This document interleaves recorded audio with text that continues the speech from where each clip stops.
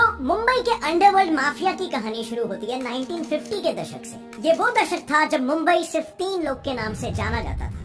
Number 1 अफगानी मुंबईकर करीम लाला उर्फ पठान, तमिलनाडु से आया हुआ हाजी मस्तान और वरदरंजन मुदलियार उर्फ वर्धा भाई। ये तीनों 1930s में मुंबई आकर बसे थे और यहाँ आते ही इन्होंने एक चीज देखी, टैक्स।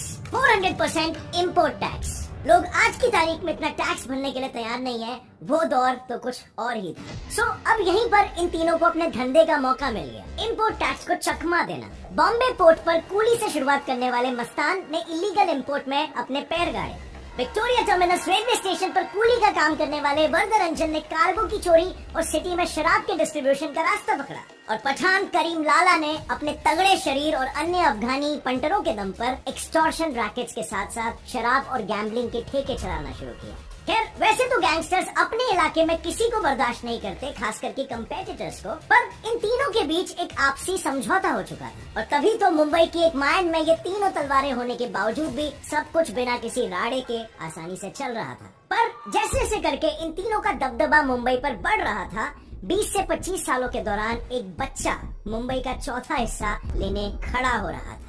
दाऊद इब्राहिम कास्कर रत्नागिरी का एक कोंकणी मुस्लिम। इसने मुंबई के डोंगरी इलाके में अपने बड़े भाई शब्बीर कास्कर और अपने गांव के कुछ दोस्तों के साथ मिलकर अपनी एक गैंग बना ली। शुरुआत में तो ये लोग मिलकर वही छोटी मोटी चोरी चकारियां करते थे, बट उसके मन में एक ही सवाल था कि मुंबई के 3 डॉन के बीच वो अपना हिस्सा कैसे बनाएगा।